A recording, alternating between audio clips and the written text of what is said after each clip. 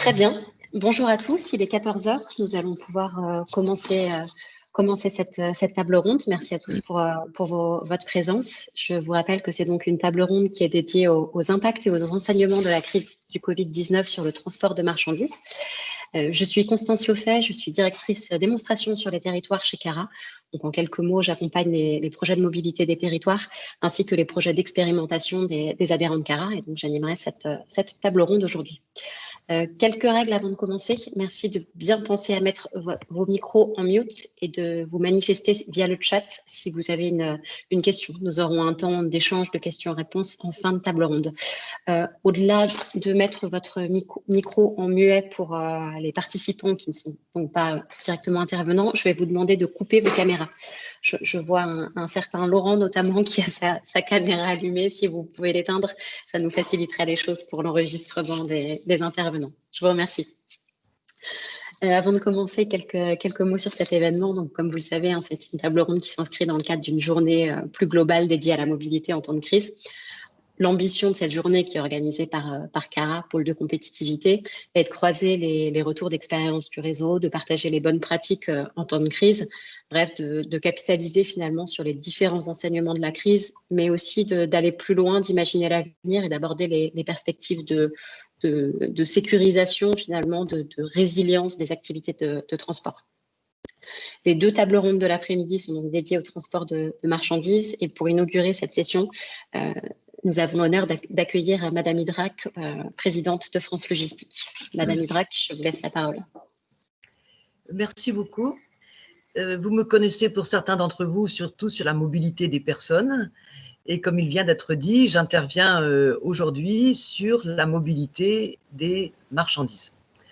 En tant que présidente de France Logistique créée au début de cette année, donc juste avant le début de la crise sanitaire, pour rassembler l'ensemble des acteurs privés, et donc essentiellement associations et fédérations professionnelles, mais aussi des entreprises, avec deux objectifs principaux: améliorer la visibilité de la logistique dans le paysage institutionnel et dans l'opinion publique, je dirais, et puis améliorer sa compétitivité. Je ne saurais que dire à quel point votre initiative est bienvenue. Je connais bien Cara sur la mobilité des personnes, encore une fois, et là, des solutions de mobilité pour le transport des marchandises ou pour la logistique des marchandises. Je ne saurais trop comment féliciter et vous encourager à continuer, que ce soit par des expérimentations locales, que ce soit par des travaux académiques, parce que plus le temps passe, plus je me rends compte à quel point la logistique est un angle mort dans l'ensemble des politiques publiques et quelque chose de très mal connu, avec du coup énormément de malentendus et de raccourcis. Si j'en viens à la crise, mais Florence Berthelot en particulier et les autres intervenants le diront encore plus précisément que moi, nous sommes dans un paradoxe. Le paradoxe, c'est que évidemment tout le monde s'est rendu compte à quel point la logistique était essentielle. C'était un service essentiel, limite service public, pour approvisionner, évidemment en produits sanitaires, mais aussi en produits d'alimentation. Et puis, pour les entreprises qui ont continué à fonctionner, les approvisionner en intrants industriels, en pièces détachées, et également permettre en aval à ces entreprises de continuer à accéder au marché. Donc, le rôle essentiel a été très reconnu et je crois qu'on devrait continuer à applaudir tous ces agents, travailleurs et entrepreneurs en quelque sorte de seconde ligne, qui aussi bien pour le transport que pour la préparation des commandes, par exemple, joue un rôle tellement important. Le paradoxe, c'est qu'à peine en sommes-nous sortis, et en fait on n'en est pas encore vraiment sortis, il y a encore beaucoup d'entreprises en difficulté, dans la mesure des difficultés du PIB et de certaines activités en particulier, et bien que l'on revoit surgir les vieux démons, les camions qu'il faudrait taxer, les entrepôts qu'il faudrait interdire. Et avec un clash entre les objectifs de réindustrialisation, les objectifs de développement territorial, et puis l'oubli ou pire encore la stigmatisation de la logistique et en particulier du transport dont on a absolument besoin, encore une fois, en amont ou en aval, pour pouvoir mener ces autres politiques publiques. Donc c'est sur ce paradoxe que je voulais insister, ainsi que sur une vision en chaîne. Parce que, bien entendu, comme le dira Florence mieux que moi, si vous l'avez, quel que soit le produit, que vous soyez un client individuel ou que vous soyez une entreprise, c'est parce qu'un camion vous l'a apporté. Mais encore en amont, si un camion vous l'a apporté, c'est parce que souvent il vient de très loin, pas simplement du dernier kilomètre. Et c'est parce qu'il a fallu un certain nombre d'étapes, de groupage, dégroupage, massification, démassification. Et donc, je pense que ce qui est important et intéressant, c'est de prendre les choses à la bonne échelle, à l'échelle de l'aménagement du territoire, de l'aménagement urbain et dans ses différentes composantes. Et donc, j'espère beaucoup, même si ce n'est pas forcément très facile, hein, dans un contexte de convention citoyenne pour le climat et autre chose de ce genre, j'espère vraiment que l'on va sortir de cet angle mort et qu'on pourra avoir une vision à la fois réaliste, sereine et à la bonne échelle. Je parlais d'échelle géographique, mais aussi d'échelle de temps, puisque, par exemple, en matière de décarbonation des véhicules, le moins qu'on puisse dire, c'est qu'on n'est pas aussi avancé que pour les voitures électriques, et on sait le temps qu'il a fallu pour commencer à pouvoir déployer des véhicules légers électriques. Donc voilà la dimension que je voudrais donner, avec énormément d'espoir, d'une part dans le maintien de cette reconnaissance qu'on a acquise pendant la crise, et d'autre part dans la capacité de Cara, entre autres, à vraiment travailler sur des mobility solutions qui concernent aussi les mobilités des produits. Merci beaucoup. Merci Madame Idrac. Merci Madame Idrac pour cette introduction qui je l'espère, aura inspiré nos différents intervenants et qui nous permet vraiment de mettre le sujet en perspective. Nous sommes ravis de vous compter parmi nous en tant que présidente de France Logistique. Je vous invite à rester avec nous pour la table ronde si vous en avez la possibilité, et à ne pas hésiter à y participer si vous souhaitez intervenir et réagir à certains propos des intervenants. Je vais maintenant introduire les différents intervenants de cette table ronde. Donc avec nous aujourd'hui, Florence Berthelot, déléguée générale de la FNTR. Florence, je vous inviterai à réactiver votre caméra afin que les participants puissent vous identifier. Nous avons également Pierre-Yves Nancy, directeur du réseau Urbi Sud de Urbi. Pascal Mégevant, co-gérant de Mégevant Frères, entreprise de transport et de logistique, et Laetitia Dablan, directrice de recherche à l'université Gustave Eiffel et directrice de la chaire Logistic City. Merci à tous d'être avec nous aujourd'hui pour cette première table ronde de l'après-midi dédiée au transport de marchandises. Avant de rentrer dans le vif des témoignages de chacun, j'aimerais commencer par quelques chiffres. Florence Berthelot, en tant que déléguée générale de la FNTR, est-ce que vous pouvez nous dire un mot de l'évolution du trafic poids lourd pendant le confinement et plus généralement de l'activité des transporteurs pendant cette période si spéciale? Écoutez, bonjour à tous déjà, et merci à Cara pour son excellente initiative, et grand merci aussi à Anne-Marie Idrac, qui est une formidable ambassadrice pour l'ensemble de notre secteur et qui a dit déjà un certain nombre de choses. Oui, effectivement, cette période, alors de crise sanitaire, mais si on se situe sur la période du confinement, ça a été une période extrêmement difficile pour le secteur du transport routier, et aussi paradoxale. Paradoxal parce qu'on s'est retrouvé avec des entreprises qui tournaient beaucoup, notamment toutes celles qui étaient chargées de l'approvisionnement du quotidien alimentaire, et d'autres qui étaient totalement à l'arrêt. Nous, on estime la proportion à environ 80-20. Nous faisions des études et des enquêtes très, très régulièrement avec nos adhérents, une fois par mois, voire sur des délais plus courts. Et ce qu'on a pu constater déjà, c'est que rien qu'au mois de mars, qui n'était pas un mois de total confinement, en moyenne, les entreprises ont perdu 48% de leur chiffre d'affaires. Sachant que les plus petites entreprises étaient beaucoup plus impactées que les plus grosses, même si les plus grosses entreprises ont été impactées. Et dans celles qui étaient en arrêt partiel ou total, dans les 80%, en fait, on s'est retrouvé avec des entreprises qui étaient à l'arrêt complet du fait de l'arrêt des clients. On peut citer quelques exemples dans le secteur, toutes les entreprises qui travaillent avec le secteur automobile, par exemple, voire avec le BTP et ainsi de suite. Et donc, ça a été une période très, très difficile pour les entreprises du transport routier. Cette perte de chiffre d'affaires n'était pas vraiment reportable, même si depuis, on peut constater qu'il y a un regain d'activité.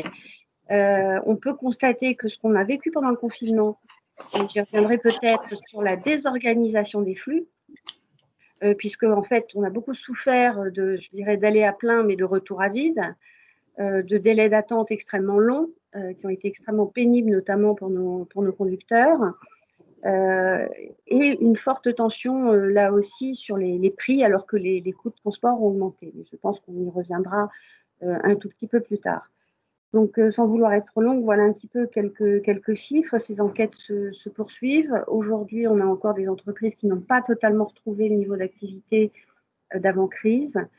Et nous, ce qu'on souhaitait, et vous l'avez sans doute vu, c'était rendre hommage à l'engagement de ce secteur et bien rappeler, car comme l'a très justement dit Anne-Marie Idrac, le secteur est devenu peut-être un peu plus visible de la part du grand public, de lancer une campagne de communication sur un très ancien slogan de la SNTR, si vous l'avez, c'est qu'un camion vous l'a apporté, qui s'est décliné en campagne radio, sur RTL, on a touché 15 millions d'auditeurs, sur les réseaux sociaux, où là aussi on a eu beaucoup de retours extrêmement positifs, et qui a continué par une campagne d'autocollants, puisqu'il y a 30 000 autocollants qui ont été distribués et apposés sur les camions, et vous en avez peut-être vu sur les camions sur les routes, et ça va se poursuivre avec la semaine du transport routier qui commence la semaine prochaine, qui sera une ouverture d'entreprise aux institutionnels.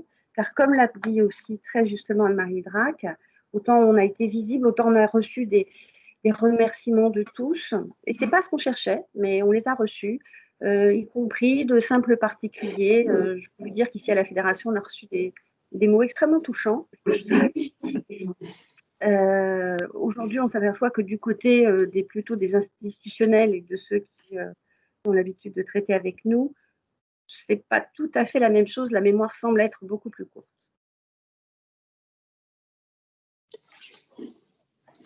Merci Florence Berthelot pour cette intervention, puisqu'on a eu quelques éléments chiffrés sur l'activité des transporteurs pendant le confinement. Nous avons également Claire Labartette qui est aujourd'hui avec nous dans la salle d'Atmo. Est-ce que vous pourriez nous dire un mot, mettre quelque part en perspective ces chiffres, en nous donnant quelques éléments sur le niveau de la pollution pendant le confinement ?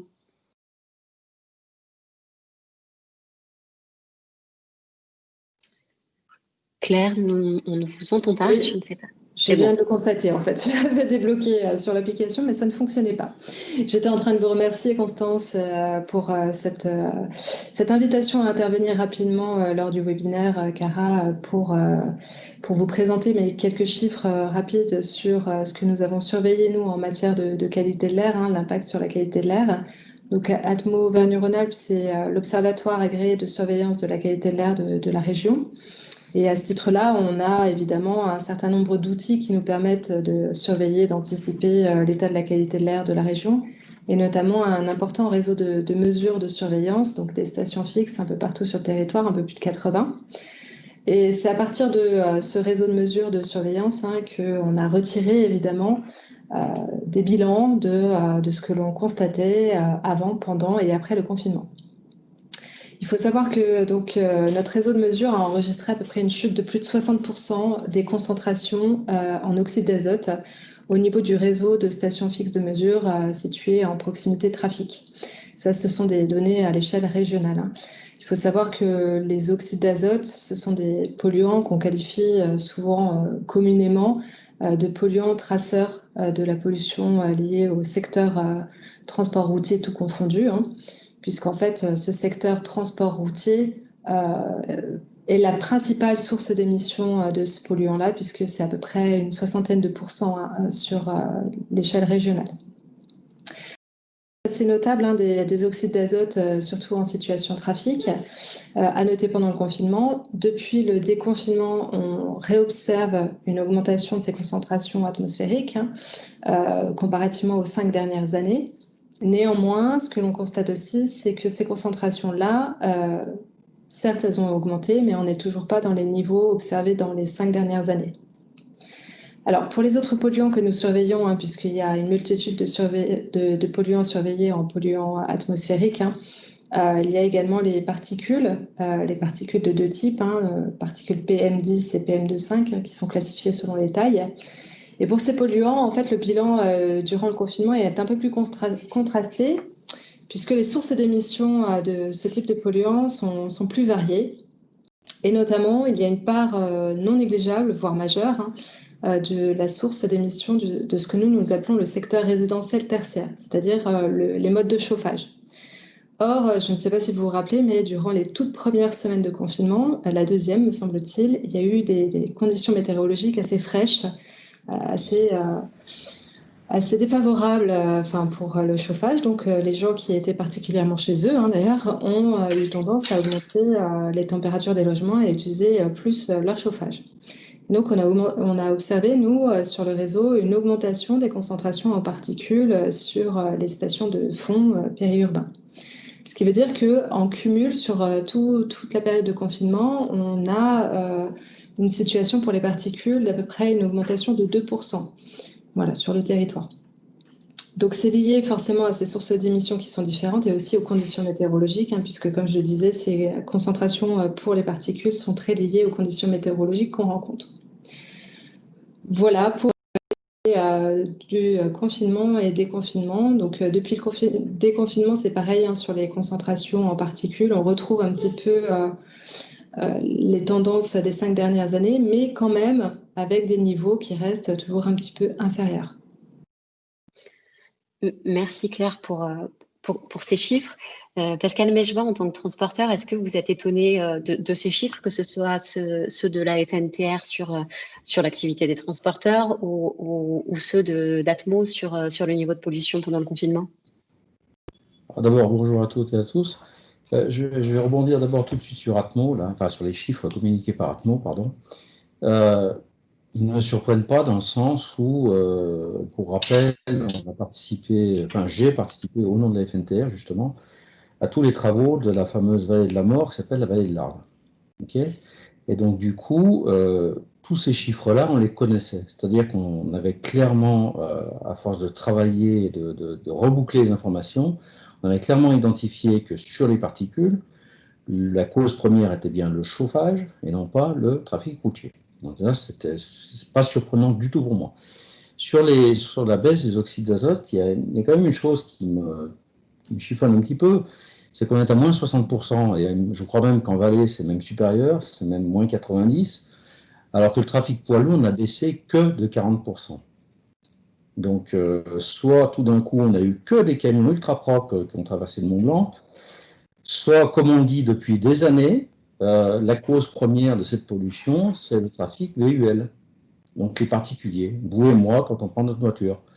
Donc ça, on a tâché de le démontrer. Alors, si je peux juste intervenir et rappeler, effectivement, donc il y a une variabilité entre territoires, hein, de l'évolution du trafic lors du confinement-déconfinement. Ce matin, je vais reprendre un chiffre qui avait... Ah, dommage. Claire, vous avez été coupée.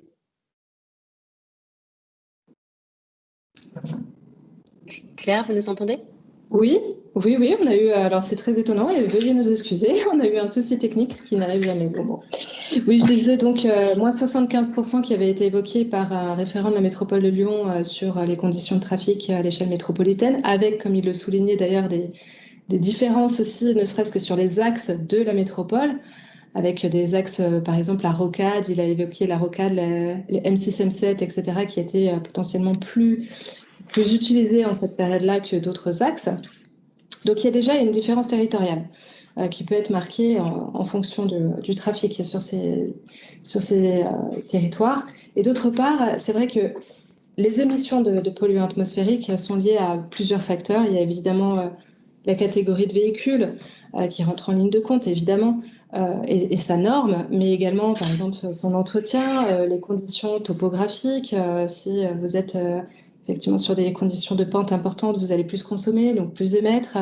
Et il y a également tout ce qui est conduite et fluidité du trafic qui vont énormément impacter.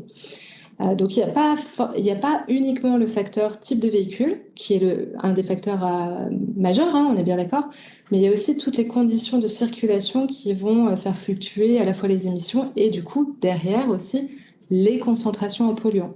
Concentrations en polluants, donc ce qu'on respire, qui sont influencés par ces émissions, mais aussi par d'autres facteurs. On l'a vu sur les particules, par exemple, sur les facteurs météorologiques, et aussi les apports d'autres territoires limitrophes. Donc, si les autres territoires aussi ont moins d'émissions, on va avoir aussi moins d'apports des régions voisines. Voilà, donc c'est vrai que c'est assez complexe.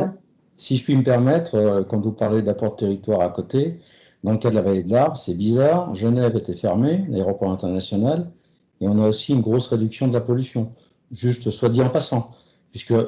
Pourquoi j'insiste tant? N'oublions pas qu'à l'époque, on nous taxait de tous les niveaux par nos activités. Donc ce confinement a quand même permis, quelque part, de remettre un petit peu les pendules à l'heure et d'avoir en heure nature la démonstration de ce qu'on disait depuis des années, de ce qu'Atmo d'ailleurs notait aussi en appui de nos propres déclarations. Donc là-dessus, voilà, ça a simplement démontré ce qu'on dit depuis des années. Point à la ligne. Ensuite, sur l'activité, parce que il paraît qu'on a des temps de parole réduits, donc je vais rattraper le retard. Plus sérieusement, donc, mais je vais en faire rapidement, c'est 30 salariés, c'est 3,3 millions d'euros de chiffre d'affaires en 2019, c'est 18 véhicules moteurs et 4500 mètres carrés d'entrepôt logistique. Alors, nous faisons partie, on a cette très grande chance de faire partie des 20% des entreprises qui ont vu leur activité augmenter pendant le confinement. Alors, augmenter pas uniquement sur la partie transport, mais au final, cette année, on va finir à plus 10%. Le transport a quand même été impacté en tout début, sur le mois d'avril, on était entre moins 6 et moins 7%. Et là, aujourd'hui, les derniers pointages vont apparaître. Ça rejoint un peu ce que Florence disait tout à l'heure. On a rattrapé une partie du retard, on n'est plus qu'à 4% de retard par rapport à l'année dernière. Mais on va finir à plus 10 quand même. Donc tout ça pour dire que l'hétérogénéité des entreprises, du véhicule des entreprises, est un fait, et on est l'exemple, le contre-exemple de ceux qui ont malheureusement perdu beaucoup de chiffre d'affaires. C'est dû principalement chez nous au fait que nous sommes axés sur le marché de la grande distribution, et que, de facto, on a dû assurer le service et qu'on n'a pas eu de défection de conducteurs. Bien au contraire, on a eu un engagement supplémentaire et pas de position de retrait non plus. Donc, ça s'est très, très bien passé. Et nos clients, avec qui on bosse depuis des décennies maintenant, ont aussi joué le jeu. Par exemple, quand il y avait des doubles postes, et qu'il y avait l'impossibilité sanitaire de laisser 2 conducteurs dans le même camion par jour, ont pris en charge le coût du deuxième camion qui était à la route. Donc, là, une fois, il faut saluer la position de la grande distribution, déjà qui a été résiliente en termes de chaîne logistique, comme parlait tout à l'heure Mme Hydrac, et a assumé, nous a accompagnés quelque part dans les coûts supplémentaires. Merci Pascal, effectivement c'est intéressant de voir que pour certains l'activité a continué et même très fortement. Pierre-Yves Nancy du côté d'Urbi qui est vraiment sur le volet logistique urbaine, est-ce que l'activité s'est également maintenue pendant le confinement? Comment est-ce que ça a évolué pendant cette période pour vous? Bonjour Constance, merci. Bonjour à tous. Merci de me donner la parole sur ces sujets-là. Effectivement, Urbi, on est spécialisé dans la logistique urbaine du dernier kilomètre, ou des derniers kilomètres, parce qu'il y en a souvent plusieurs. Alors, nous, on a abordé la période du confinement et du Covid avec un peu d'inquiétude, puisque l'activité s'est fortement ralentie. Et en fait, on s'est aperçu assez rapidement qu'on a pallié à la déficience de certains acteurs et qu'on s'est retrouvé à être sollicité pour venir justement en complément d'activité à certains de ces acteurs. Alors, un des acteurs qui est quand même un de nos cousins germains, qui est la Poste, qui a été submergé de colis. Donc, on a quand même été là aussi très sollicité par la Poste pour venir en aide à la Poste et apporter des solutions à la fois de stockage, mais également de distribution, qui a permis à la Poste d'écouler ce surplus de stock de colis.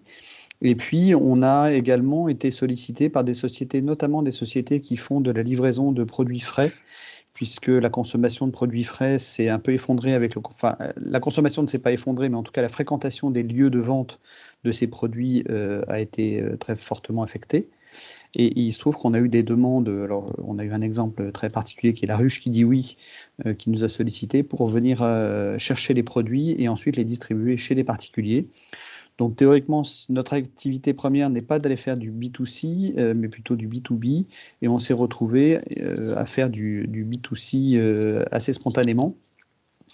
Alors, il ne faut pas vous cacher aussi que l'activité de livraison de frais s'est réduite après le confinement, puisque les magasins ont réouvert et les personnes ont pu se déplacer pour aller consommer. Mais il est clair qu'on a pu pallier à certaines de ces déficiences et ça nous a permis d'être présents et de réagir sur pas mal de sujets. L'avantage d'une société comme Urbi, c'est qu'on a des acteurs locaux qui sont très agiles, très flexibles. On dit souvent qu'on a un peu le couteau suisse de la livraison du dernier kilomètre, la logistique urbaine. Et c'est vrai qu'on a des personnes qui trouvent des solutions, des idées et qui s'adaptent pour pouvoir justement réagir à ce type de situation. Merci Pierre-Yves. On est donc effectivement sur deux témoignages positifs finalement, si on fait le bilan de votre activité. Laetitia Dablan, en tant que directrice de la chaire Logistique City, j'imagine que vous avez vu passer beaucoup de situations, de cas de figure différents. Vous avez mis en place un baromètre de la logistique pendant le confinement.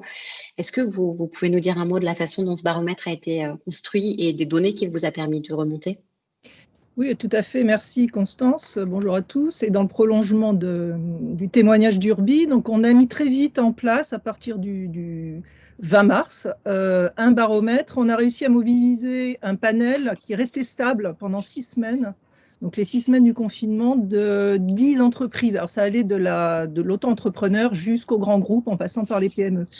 On a étudié le territoire de Paris et de la zone dense, donc on était, nous, vraiment sur un baromètre de la logistique urbaine, voire très urbaine, et on a pu les interroger quotidiennement.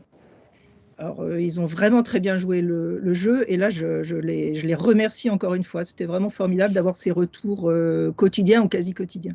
Et par ailleurs, on avait les 4 grandes fédérations de transporteurs, des transporteurs légers jusqu'aux grandes fédérations, TLF et la FNTR, et on a pu faire ça de façon hebdomadaire.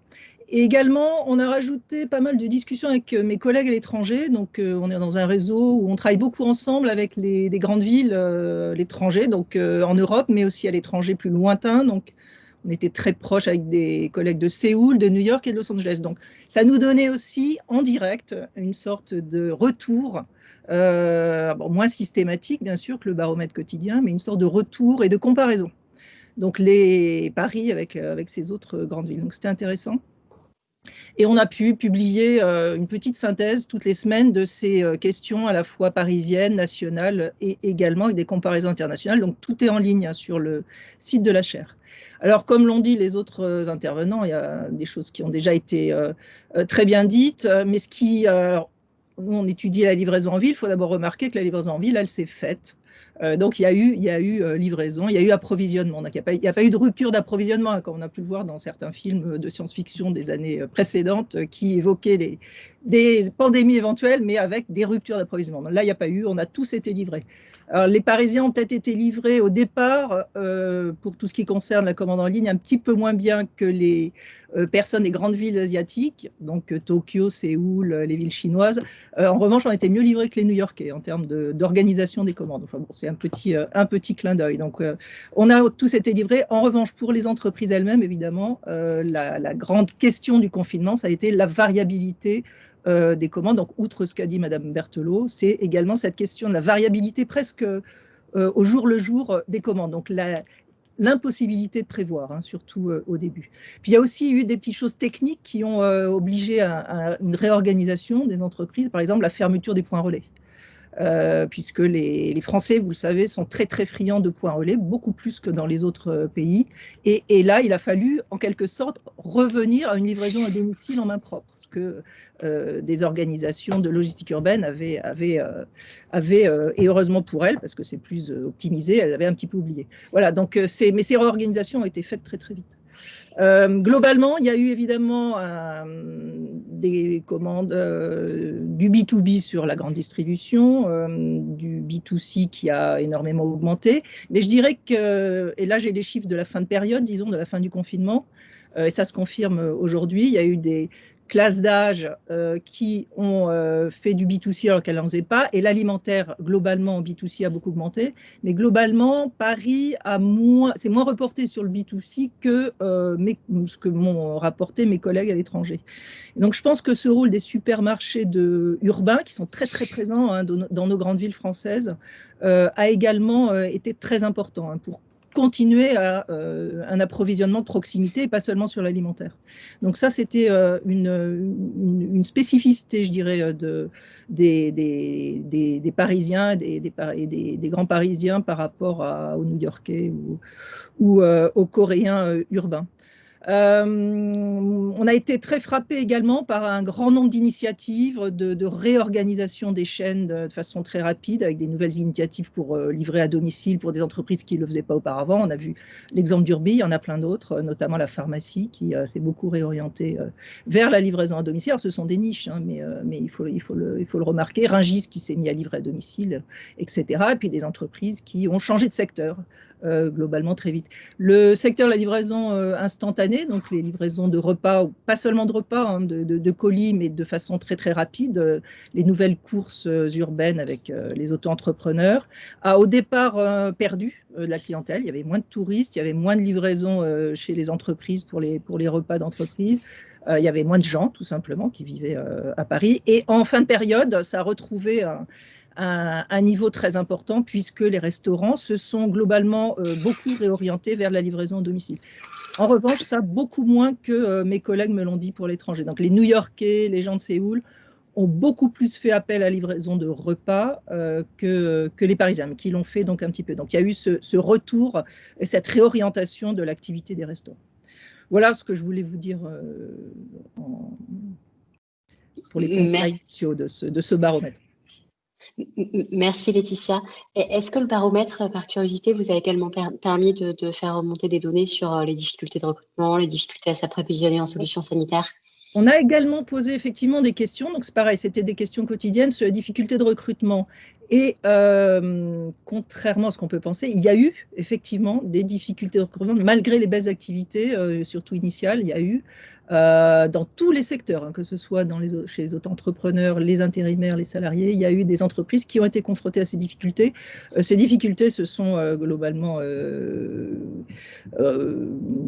simplifiées en fin de période, mais elles ont vraiment existé. Et ça, on l'a vécu, c'était très différent d'une entreprise à une autre, mais on l'a vraiment vécu à travers le baromètre.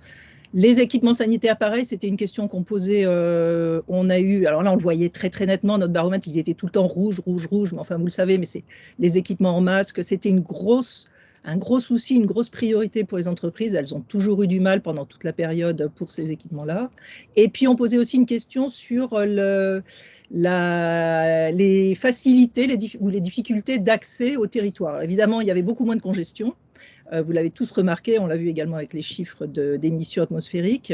En revanche, ce n'était pas forcément toujours difficile d'accéder. Je vous l'ai dit, on devait revenir un petit peu au domicile des gens, avec les difficultés d'accès que ça peut entraîner.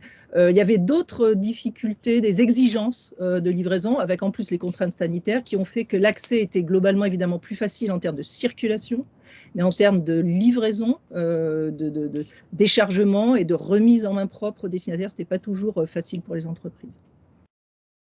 Très bien. Je peux me permettre d'intervenir un tout petit peu. C'est pour donner un petit peu le off de ce qu'on a connu dans la chaîne logistique, grande distribution alimentaire. Il ne faut pas oublier une chose, c'est que toute la restauration hors domicile est passée sur les magasins. Et il faut quand même saluer la résilience de la chaîne logistique globale, de la grande distribution, pardon, qui a su encaisser les volumes. Parce que là où on livrait une semi par jour, on en livrait 2, voire 3 par magasin. Et là, on parle de supermarché, on ne parle pas d'hyper. Donc, la logistique de la grande distribution a quand même fait preuve, à mon sens, de capacité de réaction dans un délai très court et avec un taux de service qui s'est quand même vraiment maintenu. Donc, c'est aussi un enseignement. C'est aussi un enseignement de se rendre compte qu'on a quand même des systèmes, comme le disait Mme Hédrac tout à l'heure ou Florence, qui ne sont pas forcément visibles des consommateurs et autres, mais qui sont là et quand il y a un problème, quand il y a une crise grave, répondent et savent répondre. C'est par rapport au monde industriel, si je puis me permettre, c'est une grande différence, il me semble. Effectivement, merci Pascal pour ces compléments. Si on revient à tous les enseignements finalement du baromètre de la logistique, Pierre-Yves Nancy, du côté d'Urbi, vous vous reconnaissez dans certains de ces enseignements? Est-ce que vous avez été confronté à ces problèmes de variabilité, de recrutement ou au contraire à des facilités de livraison dans le centre urbain? Alors, ouvrez votre micro, s'il vous plaît, Pierre. Voilà, excusez-moi. Alors, c'était assez paradoxal, c'est-à-dire qu'en fait, on a pu accéder au centre urbain de façon beaucoup plus aisée, puisque la circulation était effectivement beaucoup moins dense, donc ça facilitait les choses. Pour les remises en B2C, là aussi, c'était beaucoup plus simple, parce que pour la majorité des cas, les gens étaient sur place, et c'est vrai que la remise chez le particulier est toujours quelque chose d'un peu compliqué, parce que les rendez-vous, même s'ils sont pris, parfois, on retrouve porte close, et là, ça n'était pas le cas. Donc, ça a facilité beaucoup de choses. Concernant le recrutement, on n'a pas eu de situation, nous, on a maintenu les équipes en place, on n'a pas eu de situation de cas de Covid. En revanche, là, depuis quelques semaines, on se retrouve avec des situations de cas de Covid, je pense que c'est assez généralisé, mais qui s'accélèrent, et qui nous oblige, du fait des obligations gouvernementales, qui nous oblige à mettre en quarantaine, enfin en quatorzaine, un certain nombre de personnes, plus tous ceux qui ont été en contact cas Covid, et qui peut aujourd'hui désorganiser un petit peu notre façon de fonctionner. Mais pour revenir à la période du Covid, donc de mars-avril dernier, nous, ça a été plutôt bénéfique pour Urbi. Très bien, merci Pierre-Yves. Et du côté de Mèchebran, mon frère, Pascal Mèchebran, vous avez rencontré les mêmes problématiques et facilités? En facilité, nos chauffeurs étaient enchantés de la décongestion des axes routiers. Ils se retrouvaient même un peu seuls sur l'autoroute. Ils n'avaient plus grand monde, ils s'engueulaient plus avec personne, voilà, donc c'était beaucoup plus simple. Non, plus sérieusement, au tout début du confinement, on peut le dire, un cafouillage des ordres, contre-ordres, sur oui, vous avez le droit de rouler, non, vous n'avez pas le droit de rouler. Enfin, on est arrivé à des situations parfois ubuesques. Heureusement, les fédérations, les OP ont agi et on a assez rapidement vu les forces de l'ordre avoir des consignes relativement simples qui disaient un camion n'arrête pas. Voilà. Donc ça, le premier enseignement, c'est que on devrait pouvoir prévoir au niveau de tous les systèmes, enfin tous les services, de dire que de toute manière, quoi qu'il arrive, il ne faut pas commencer par bloquer les camions, parce que comme tout le monde l'a rappelé jusqu'à maintenant, ça va poser un petit problème quand même. Donc ça devrait être une dérogation, je dirais, quasi permanente. Après, est arrivé assez rapidement, alors j'avais fait sourire tout le monde en préparant cette réunion, le problème des sanitaires. Alors oui, ça peut paraître bizarre qu'en 2020, on mette sur la table le problème des sanitaires. Oui, mais quand vous êtes à l'extérieur de chez vous, que vous vivez dans un camion, et ben vous comptez sur les sanitaires externes pour faire tout ce que vous avez à faire avec. Et donc ça a été une vraie problématique. On a senti la tension. Autant les gars n'avaient pas peur d'aller affronter, puisqu'ils étaient quasiment les seuls dehors, d'aller affronter cette foutue maladie. Par contre, le coût des sanitaires et des restaurants, on l'a bien senti, a vraiment mis un coup au moral. C'est-à-dire, on dit, attendez, on y va, on va au front, et en plus, on n'a pas le droit de satisfaire nos besoins essentiels. Donc, ça, pareil, il a fallu, je sais que Florence a largement intervenu sur ce sujet-là, il a fallu, c'est hallucinant, il y a dû y avoir des réunions au ministère en disant, ouvrez-nous les toilettes. Ben, c'est en 2020, on est en 2020, là. Donc, voilà, c'est aussi un enseignement, alors qui peut faire sourire aujourd'hui, mais quand vous êtes dedans et que vous avez les gens qui commencent à grogner, c'est autre chose. Donc voilà, c'est plus des problématiques comme ça. Et puis globalement, le problème que l'on a toujours dans nos métiers, c'est le partage d'informations. quel client est ouvert, justement, quelle infrastructure est ouverte. On est en 2020, on nous vend des véhicules autonomes, donc là je fais ma petite vanne habituelle, et on n'est pas foutu capable de savoir ce que le voisin fait pour nous permettre d'exercer une profession. Donc ça, c'est encore plus ressorti avec ces... Voilà. Merci Pascal. Florence Berthelot, je vous voyais hocher la tête pendant l'intervention de Pascal Mechevant. J'imagine qu'effectivement, ce manque d'informations en temps réel sur les infrastructures autoroutières, notamment ouvertes, c'est un problème qui est rapidement remonté à la FNTR. Qu'est-ce qui a pu être fait pour traiter cette crise finalement? Pensez bien à rallumer votre micro, s'il vous plaît. Merci de me le préciser, c'est vrai qu'on oublie, merci. Moi, je dirais, et je rejoins tout ce qu'a dit Pascal, et ça a été une action forte des équipes de la fédération au niveau local et au niveau national. Mais voyez, quand on parle de impact et enseignement de la crise du Covid sur le transport de marchandises, ça revient à une chose que nous, FNTR, on avait déjà demandé à l'administration des transports au mois de février, parce que on parle de la crise sanitaire et du confinement, mais en réalité, on savait que c'était latent, ça s'approchait. Enfin, on se souvient un petit peu la situation telle qu'elle était au mois de février. Et autant pendant le confinement, on a eu des conférences téléphoniques tous les jours avec l'administration des transports, on en avait eu avant. Et je dois dire que nous, FNTR, on avait dit, mais quel est votre plan de continuité des transports en cas de crise, en cas donc de confinement, parce qu'on voyait ce qui se passait en Chine. Et là, stupeur, c'est que dans ce pays, on demande aux entreprises d'avoir un plan de continuité.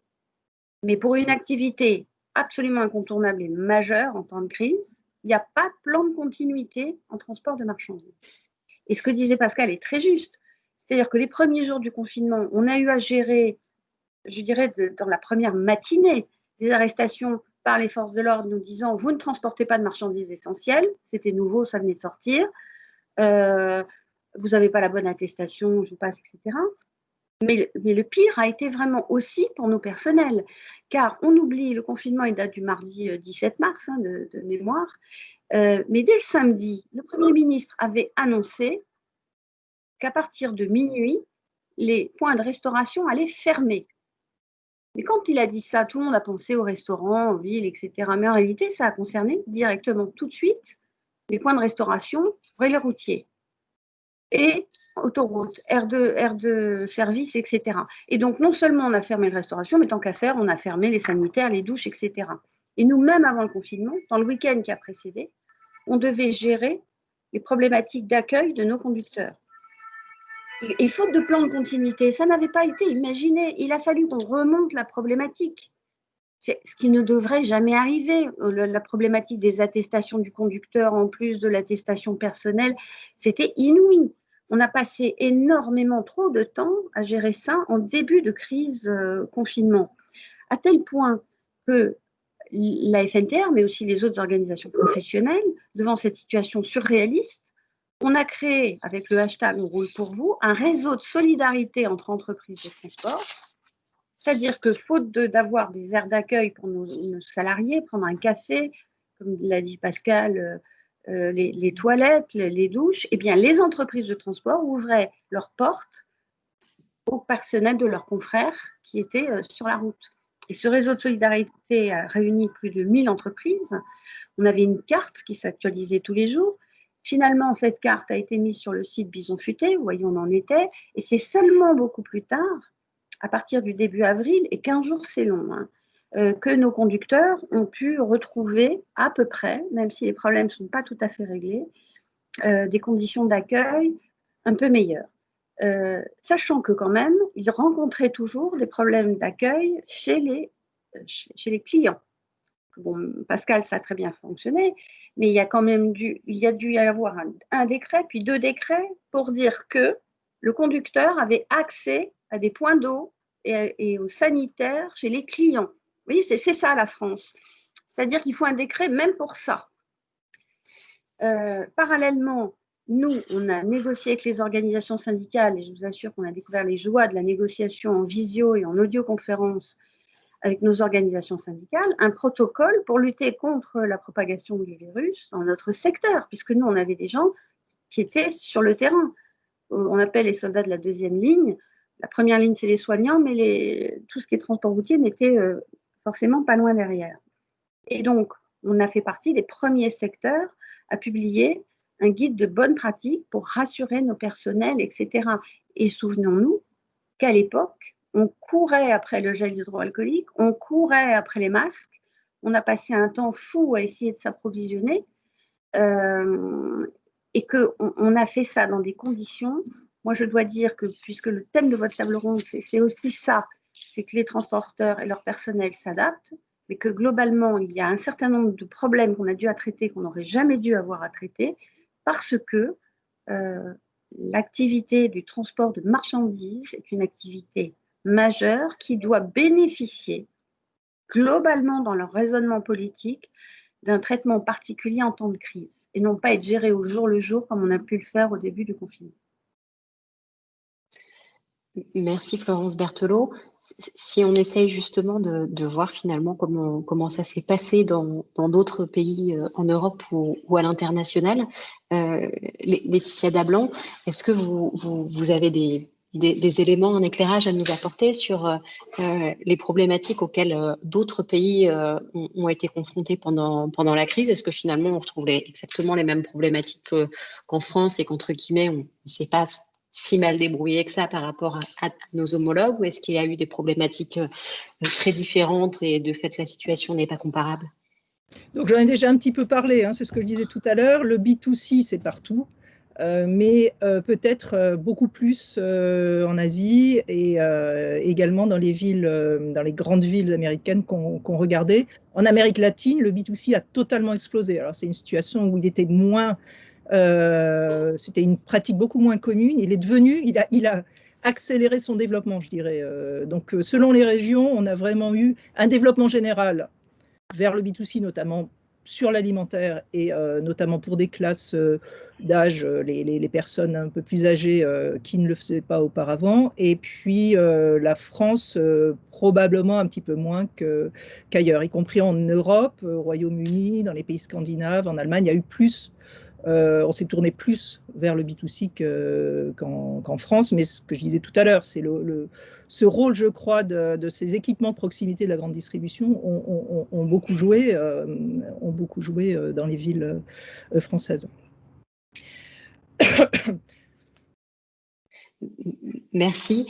Une dernière question peut-être. Si je peux me permettre, je voulais aussi rebondir sur ce qu'on disait juste à l'instant auparavant sur l'impréparation, peut-être au niveau national, voire également au niveau européen, on peut également parler, mais je pense que les choses se sont retournées quand même assez vite au niveau européen avec l'organisation du non-blocage des frontières, évidemment pour les marchandises, il faut quand même le noter, mais je dirais qu'au niveau municipal et au niveau des métropoles en France, moi ce qui m'a frappé, et là c'est assez différent de ce que me disaient mes collègues, c'est que j'ai l'impression, moi, que le réseau des villes françaises, grâce notamment au réseau de ce qu'on appelle les référents marchandises, monsieur ou madame marchandises, qui sont présents dans toutes les grandes villes en France et qui travaillent beaucoup en réseau, qui se connaissent bien, j'ai l'impression que les villes ont plutôt joué un rôle assez actif et assez rapide au départ, donc les règlements locaux sur les heures de livraison, etc., par exemple, ils ont tous changé très vite. Donc il n'y a pas eu de PV parce qu'on livrait à des heures qui n'étaient pas autorisées avant le confinement, par exemple, bien entendu, des choses comme ça. Mais heureusement. Et voilà, bien sûr. Mais il y a aussi des municipalités qui montaient des plateformes de mise en relation des commerces qui voulaient livrer et des entreprises qui souhaitaient trouver des nouveaux clients. Moi, je l'ai vu pas mal dans les grandes villes. Donc, je voulais souligner ce rôle des grandes villes qui est peut-être assez atypique, je dirais, en Europe. Effectivement, la flexibilité entre guillemets de l'échelon local a peut-être permis plus de coordination qu'à un échelon plus élevé entre guillemets. Une dernière question peut-être à Florence Berthelot de la FNTR avant de passer à un temps d'échange avec les participants. On se rend compte qu'il y a un certain nombre de signaux, c'est certainement un grand mot, mais de tendances dans le transport de marchandises, que ce soit l'essor du e-commerce, la livraison à domicile, de tout ce qui est circuit court. On observe également une baisse des ventes de frais de la grande distribution.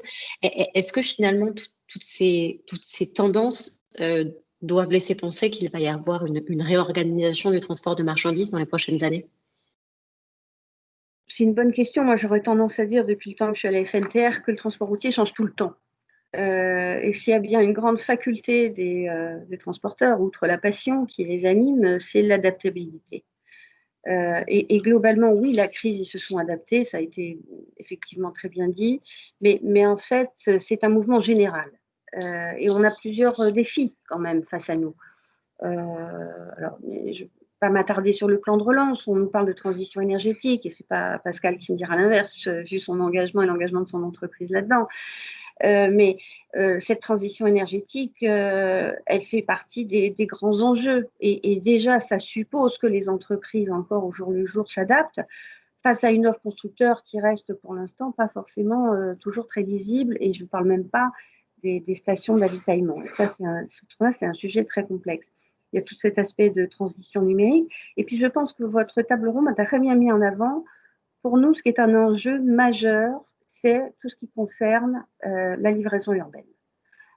Parce que globalement, on sait qu'il y a une tendance naturelle dans le monde à voir les villes capter de plus en plus de population et que on utilise souvent cette formule, le consommateur exige que le citoyen refuse, c'est-à-dire je veux être livré tout de suite maintenant, et si possible sans camion.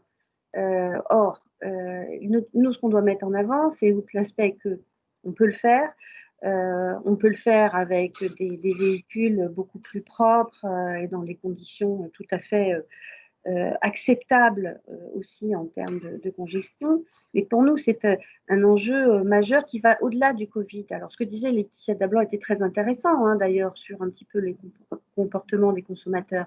Mais il faudra regarder ce comportement des consommateurs, parce que nous, on s'adaptera derrière, et il y a de moult groupes de travail et réflexions, et notamment avec la multiplication des zones à faible émission qui vont encore augmenter en 2021, pour que les transporteurs s'adaptent.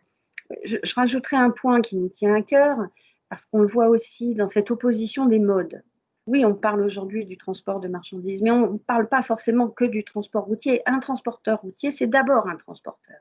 Et il va choisir le mode qui est le plus pertinent pour exécuter sa prestation. Et nous, on est assez étonnés de voir qu'on essaye encore d'opposer le ferroviaire, le fluvial, le routier. On constate qu'aujourd'hui, le transport routier de marchandises représente environ 90% finalement des livraisons de marchandises en France. Le ferroviaire, 9%. L'ambition, c'est de le doubler, de le mener à 18%. Mais très bien, mais absolument très bien.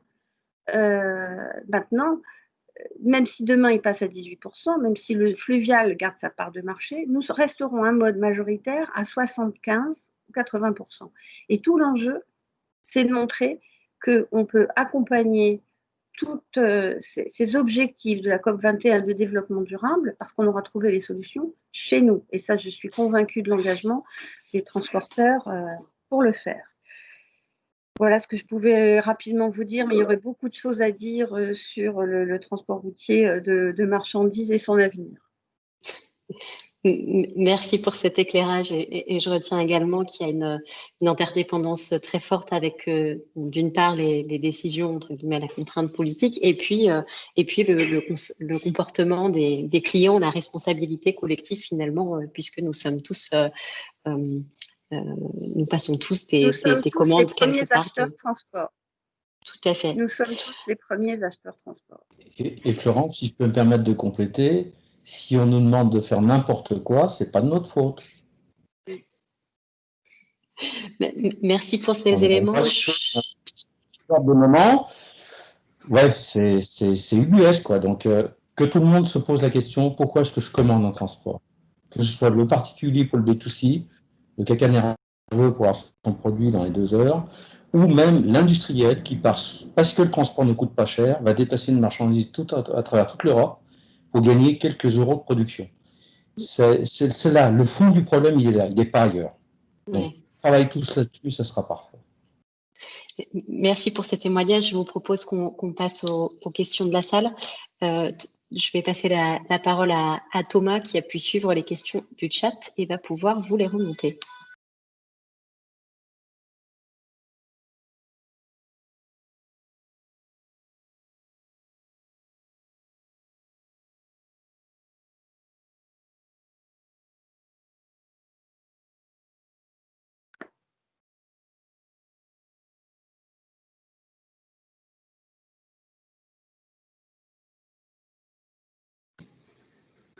Micro, s'il te plaît. Est-ce que vous avez entendu Thomas? Je n'ai pas l'impression, moi je l'entends, mais... Non, pas du tout. Non, on ne l'a pas entendu. Très bien, il a un problème de son, alors tant pis, je vais reprendre la main, il va m'envoyer les questions, ce sera le plus simple. Je vous demande une petite minute pour la coordination, désolée pour ce problème technique, il fallait bien qu'il y en ait un à un moment ou un autre sur une heure de table ronde. Constance, nous, quand on fait ça chez un client, on est viré. Il faut croire que j'ai très bien choisi mon travail. Alors, on va vous garder, c'est bon. Non, on vous rassure, Constance. Alors, il y avait une première question. Est-ce que vous avez des chiffres sur la demande des consommateurs en e-commerce?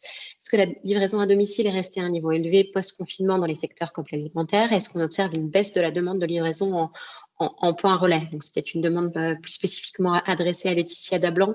Bon, je vois que vous avez en partie répondu directement via le chat, Laetitia. J'ai botté en touche, puisque je dis qu'il nous manque des données, bien entendu, puis il faudra demander à la FEVAD, etc. Mais je viens de regarder, on n'a pas encore ces données-là pour l'été, par exemple. Donc, il faut attendre un petit peu. Mais globalement, évidemment, il y a des tendances qui semblent s'installer. C'est-à-dire que la consommation a changé de nature et elle a atteint des paliers, c'est ce que je disais donc, tout à l'heure, mais qui ne vont peut-être pas revenir complètement en arrière. Hein. Donc, je pense que la crise sanitaire fait qu'il y a une réorientation structurelle de la demande. Il faudra bien entendu la prendre en compte. Très bien. Il y avait une autre question qui vous était adressée, mais je vois que vous avez été très réactive sur le chat, Laetitia Dablan, qui était: comment les TPE et petits commerces ont-ils pu s'adapter à la livraison à domicile en temps de crise? Y a-t-il eu une recomposition des acteurs de la logistique urbaine? Alors là, bon, bien sûr, il y a eu des recompositions. Est-ce qu'elles seront durables? Est-ce que c'est global? Quelles sont les tendances globales? Là, pareil, je manque de données. Mais de tout ce qu'on a vu, et pas seulement en France, c'est que les petits commerces, notamment de proximité ou les indépendants, qui n'avaient pas une plateforme, qui n'avaient pas une solution e-commerce, ils ont dû s'adapter très vite. Et s'ils ne l'ont pas fait, ils sont probablement aujourd'hui en difficulté. Notamment des petites boutiques d'équipement de la personne. Là, je pense que ça a été la crise. C'est une accélération de tendances qui étaient déjà à l'œuvre, mais qui a poussé un peu ceux qui ne s'étaient pas équipés à trouver des solutions numériques. Très bien, merci. Autre question, y a-t-il eu un glissement des types de véhicules utilisés par le TRM durant le confinement? Par exemple, quid des VUL? Pierre-Yves Nancy côté Urbi ou Pascal Mechevant côté Mechevant Frères? Pensez à ouvrir vos micros, s'il vous plaît. Oui. Non, on n'a pas eu de glissement particulier, puisque je vous disais effectivement la circulation était plutôt simple et facile et facilitée. On reste sur les véhicules qu'on utilise qui sont à minima de l'Euro 6 et on est en train de s'équiper en GNV et en électrique en fonction des volumes qu'on pourra transporter, mais pour la période du Covid, on est resté sur les véhicules habituels qu'on avait, qui sont des Euro 6, avec les créneaux horaires qui nous étaient alloués par les villes. Non, on n'a pas eu de glissement particulier, enfin en tout cas chez nous, on n'a pas constaté. Idem, on est sur des véhicules qui sont optimisés en termes de remplissage. Et du fait de l'augmentation des volumes, au contraire, il y avait une plus grande utilisation des matériels, des mêmes matériels que ceux qu'on utilise à longueur d'année. Une autre question qui vient d'arriver, qui devrait plaire aux transporteurs. Pour redonner un peu de visibilité et de valeur à l'acte de transport, notamment pour le consommateur citoyen, ne devrait-on pas interdire les mentions de transport gratuit, quitte à parler de transport offert? C'est une demande de la SNCF depuis très longtemps. J'adore cette question, parce que rien n'est gratuit. C'est pas moi. C'est une demande de la SNCF qu'on a essayé d'intégrer dans la LOM par voie d'amendement, qui a été retoquée. J'ai écrit un édito sur le sujet en disant que quand c'est gratuit, c'est toi le produit. Hein, c'est un classique des Startup Nation. Mais en réalité, le transport ne peut être qu'offert. Et nous militons effectivement pour l'interdiction de cette mention de transport gratuit parce que c'est un scandale, parce que ça banalise l'action de transport, qui n'est pas une opération banale. Et je rajouterais que souvent derrière cette notion de transport gratuit, on peut avoir aussi des situations sociales très, très difficiles. Je pense à l'ubérisation de certains moyens de livraison, où en fait, quand on dit gratuit, c'est forcément des prix très très bas, très faibles, et forcément, ça a un impact sur une population qui malheureusement n'a que ça pour vivre et qui est paupérisée par ce type d'offres. C'est l'esclavage 4.0. Hein. Exactement. C'est ni plus ni moins que ça. Juste pour rebondir sur ce qui vient d'être dit, il y a un grand GAFA avec un A là, qui commence à chauffer les oreilles à tout le monde. J'ai plus ou moins entendu dire que sa logistique lui coûtait 17 milliards d'euros par an. Si on appelle ça gratuit, je pense qu'on n'a pas la même échelle de valeur. Là, il y a un problème. Hein, parce que 17 milliards d'euros sur son chiffre d'affaires, ça fait quand même du bruit. Et il est bien content d'avoir le cloud pour se refaire. Donc oui, il faut absolument bannir cette notion de gratuité sur le transport. Le transport coûte, le transport a un impact. On ne peut pas le nier. On est les premiers à la FNTR à dire que de toute manière, on a un impact qui est le nôtre et pas celui des autres. Mais oui, il faut absolument bannir cette notion. Absolument. Je vois qu'on a déjà dépassé le temps imparti. Pour donner il y a un très bon film de Ken Loach qui est sorti en 2019 qui s'appelle Sorry, We Miss You, qui est sur la livraison par colis et qui décrit la misère de cette façon de faire. Et je recommande à tous de le regarder en replay ou sur les sites, mais en tout cas, c'est Sorry We Miss You de Ken Loach, et c'est excellent pour ça. Et comme disent nos amis anglais, pour reprendre une expression anglaise, no lunch for free, effectivement, rien n'est gratuit. Merci Pierre-Yves Nancy de nous permettre de terminer sur cette belle référence. Avant de conclure la table ronde, Madame Idrac, présidente de France Logistique, je ne sais pas si vous voulez nous dire un dernier mot avant qu'on conclue cette table ronde.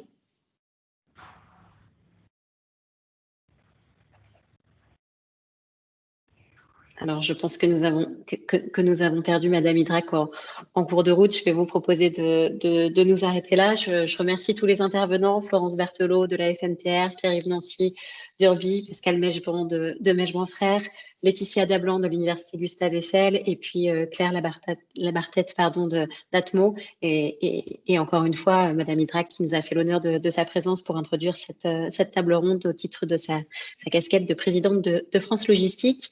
Merci à tous pour votre participation et puis nous reprenons à 15h30 pour la dernière table ronde sur l'après Covid-19 et comment améliorer la résilience du transport de marchandises.